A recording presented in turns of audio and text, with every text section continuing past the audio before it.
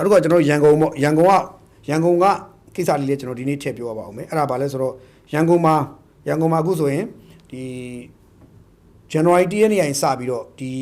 မေလအထိပေါ့နော်မေလ22ရက်အထိအထူးအစီအစဉ်နဲ့ရက်တရာအစီအစဉ်လို့ပဲပြောမလားရက်တက်ဖွဲ့ရက်တရာအစီအစဉ်လို့ပဲပြောမလားအဲ့အစီအစဉ်နဲ့ဖမ်းလိုက်တာ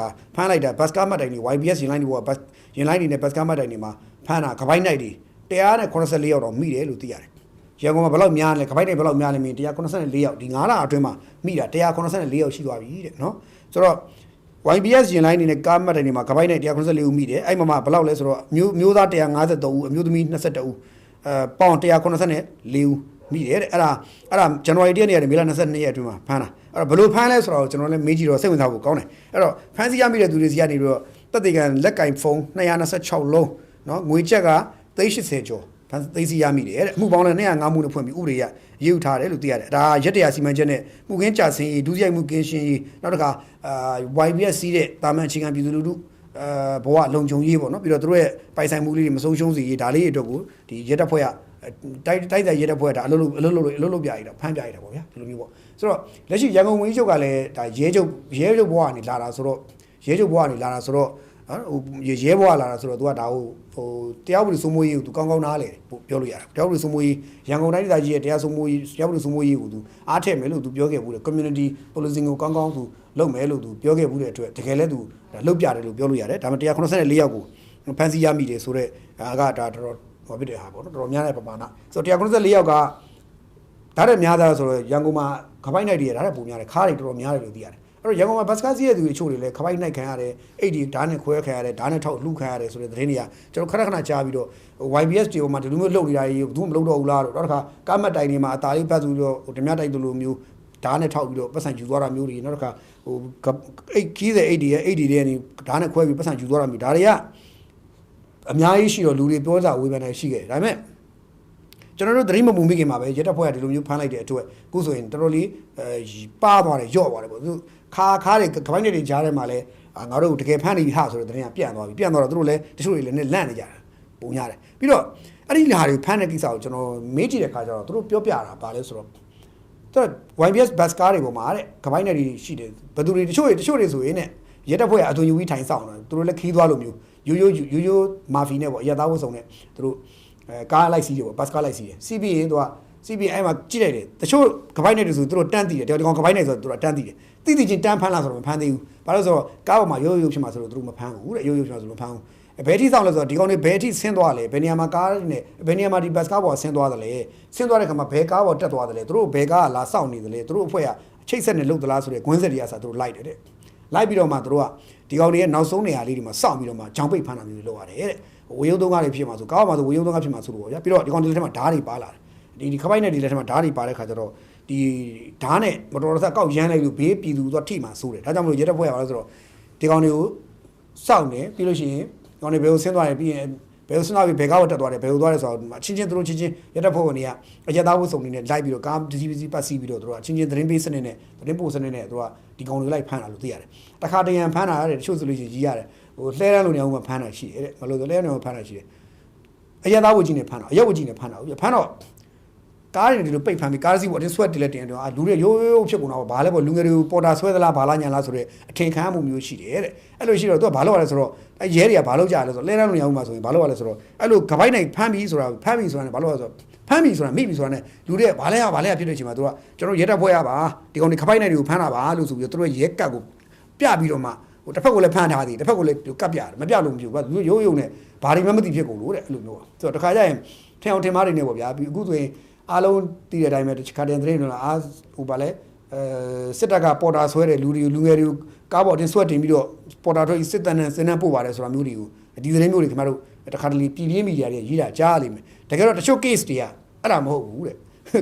စစ်တပ်ကပေါ်တာဆွဲစစ်တပ်ကပေါ်တာဆွဲတာမဟုတ်ဘူးတဲ့အဲ့ဒီရဲတွေကအဲ့ဒီခပိုင်းတွေကိုဖမ်းရတယ်တခါတလေကျရင်အဲ့လိုလဲနှောင်းတွေမှာတော့ဖမ်းလို့ရှိရင်သူတို့လဲနှောင်းတွေမှာသူတို့အချိန်ချက်လုပ်ထားတာတီးလို့ချပြီးဆိုတော့ဒီကောင်ဆင်းပြီးဆိုတော့ဒီကောင်နဲ့ပိတ်ပြီးဖမ်းတာမျိုးကြရင်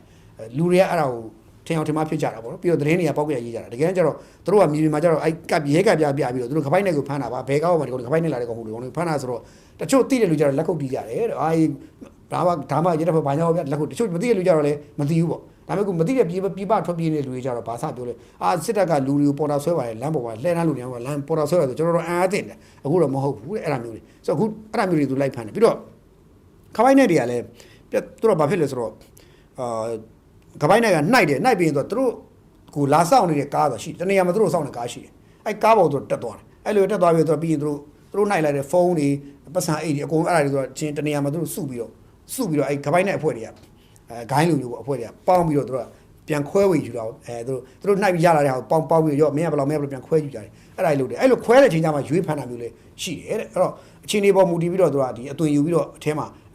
ခီးသွားပြည်သူလိုမျိုး YBS ကားလိုက်စီးပြီးတော့ကိုဖမ်းတာမျိုးတွေရက်တဲ့ဖွဲ့လောရတယ်လို့ပြောတယ်ပြီးတော့တချို့မိတဲ့သူတွေရဲ့ပြောစကားလည်းရှိသေးတယ်မိတဲ့သူတွေကမိသွားတဲ့ခါကျတော့ဖမ်းမိသွားတဲ့ခါအဲ့ခပိုင်းနဲ့တွေကဘာပြောလဲဆိုတော့တချို့ခပိုင်းနဲ့တွေကတချို့ကျတော့ရဲမန်းပြီးတော့ပြန်ခန်းချရတယ်တဲ့တချို့ရဲမန်းပြီးသွားတဲ့ခါကျတော့သူခန်းမချဘူးတချို့ကျတော့ရဲမန်းပြီးတော့ရဲမန်းမြန်မာတက်ပြီးတော့ခန်းမချဘူးတချို့ကျတော့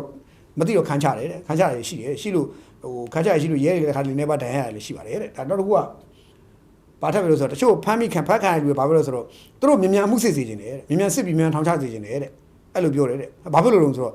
လွတ်ပေးမဲ့လူရှိလို့တဲ့ဆိုတော့အဲ့ဒါကြီးကကျွန်တော်တော်စားတယ်တော်စားတယ်အဲ့ဒါကြီးကတော်စားအောင်နော်တော်စားအောင်အဲ့ဒါကြတော့သူတို့လွတ်ပေးမဲ့လူရှိလို့တဲ့လွတ်ပေးမဲ့လူရှိလို့တဲ့လွတ်ပေးတဲ့လူလည်းသူကကျေးဇူးတင်တယ်ဖေဖေကြီးပေါ့ဗျာကျေးဇူးတင်တယ်ဖေကြီးကိုကျေးဇူးတင်တယ်ပေါ့ဘာလို့ဆိုသူတို့ဒီမှာရဲရဖမ်းတယ်အမှုစစ်လိုက်တယ်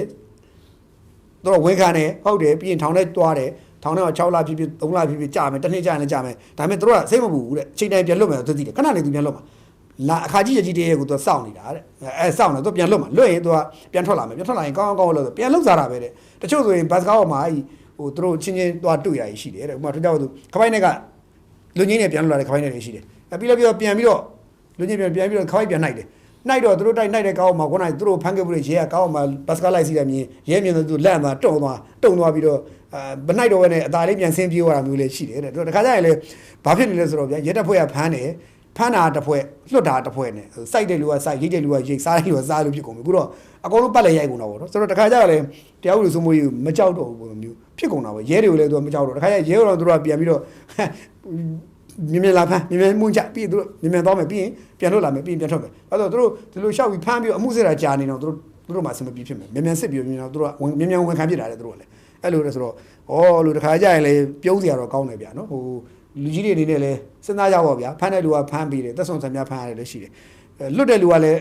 ဟိုလွယ်သလားမမင်းနဲ့ဆိုတော့အဲ့ဒါကြတော့လည်းမကောင်းဘူးပေါ့ဗျာပြီးတော့တရားဥပဒေကိုလူတွေကမကြောက်တော့ထောင်မကြောက်တော့ဘူးဆိုရင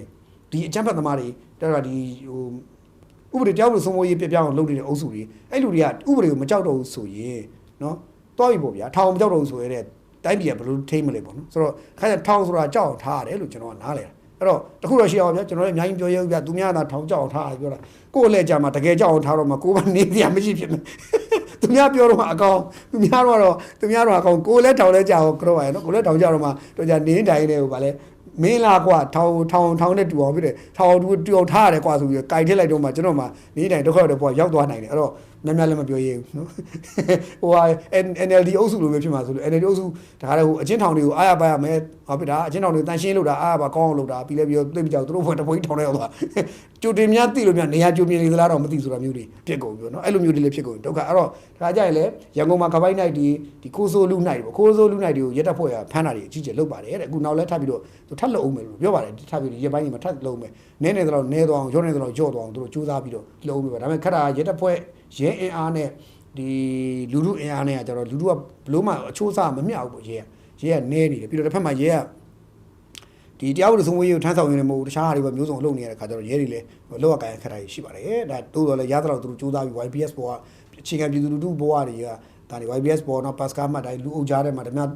ခိုးဆိုးလူနဲ့ဓမြတိုက်လေးတွေဒါတွေကိုဖမ်းတာလုပ်ပါတယ်တဲ့ရဲတပ်ဖွဲ့ကတော့ပြောပါတယ်ဗန်ကျွေးကြံသူတို့မှမရှိပါဘူးဗန်ဓမြတိုက်ခံရတဲ့ကိစ္စမျိုးတွေရွှေဓမြတိုက်ကိစ္စမျိုးတွေဆိုသူတို့မိအောင်ဖမ်းပါတယ်တဲ့တချို့ဟာလူတွေမသိလို့သားတဲ့မိအောင်ဖမ်းတာရှိပါတယ်လို့တော့ရဲတပ်ဖွဲ့ပြောတယ်ဗျအဲ့တော့ဘာပြောဟို YBS ဘောကခပိုင်းနိုင်တွေကိုဖမ်းတာနော်လမ်းဘောကခပိုင်းနိုင်တွေဖမ်းတာဓမြတိုက်သူတို့ပဲဖမ်းတာတွေအုပ်စုဖွဲ့ဟောပြတာတွေကတော့ခုနောက်ပိုင်းရန်ကုန်မှာပါသွားပြီလို့တော့ပြောတဲ့ကြားတယ်တခါသူတို့တွေကိုဖမ်းတဲ့ခါမှာလည်း PDF တွေကိုဖမ်း PDF sorry သူတို့တွေကိုဖမ်းတဲ့ခါမှာသူတို့တွေကိုဖမ်းတဲ့ခါမှာဗာလဲလူငယ်တွေကိုဖမ်းပြီးတော့စစ်မှုထမ်းနဲ့အတင်းဆွဲသွင်းနေပါတယ်ဆိုတဲ့ဟာတွေလည်းမဟုတ်ပါဘူးဆိုတဲ့အကြောင်းလေးပြန်လဲကြားသိရကြောင်းဒါလေးလည်းကျွန်တော် ပြပြတာပါတကယ်တော့ကပိုက်နေဖမ်းတာပါတဲ့ဘာမှခေါ်ပြီးအတင်းလမ်းပေါ်မှာကုတ်ဆွဲပြီးပေါ်တာဆွဲဆိုဖမ်းနေမျိုးဆိုတာမျိုးမဟုတ်ပါဘူးဒါဒီ PDF ဆိုတော့ PDF ဖမ်းတာရဲ့เนาะဒီကပိုက်နေဖမ်းတာရဲ့ပါတဲ့အဲ့လိုပြောပါတယ်เนาะ